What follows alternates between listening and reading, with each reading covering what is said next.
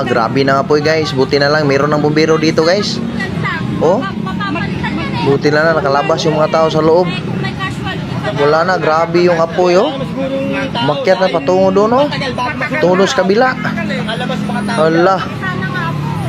Grabing usok nito. Meron pa namang mga paninda doon oh, sa kabila. Ayun. Sus, dami pang wire dito. May puste sa kuryente dito sa harapan, no? Wala.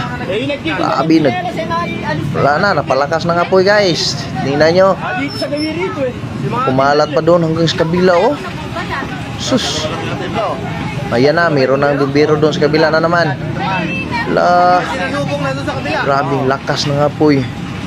Mayroon pa namang transformer dito, oh. Delikado yung transformer pag matamaan ng apoy, guys. Baka pumutok yun.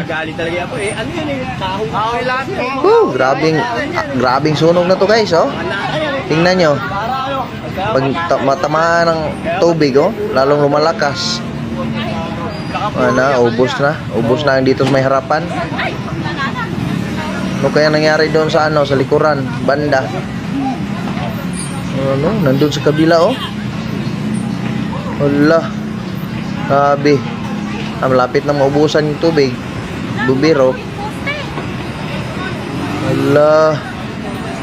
Lalo pang lumakas guys. Tingnan nyo. Grabe ang sunog na to. Ubos ang bahay, oy. Yun. Ayun lang. Lumakas pa lalo yung apoy guys. Tingnan nyo. Hala, delikado itong mga wires kuryente. Baka pumutok. Itong transformer, oh. Sobrang init to. Abot dito. Wala na guys, tingnan nyo. Grabe. Lalo pang lumakas yung apoy, oh. Hala.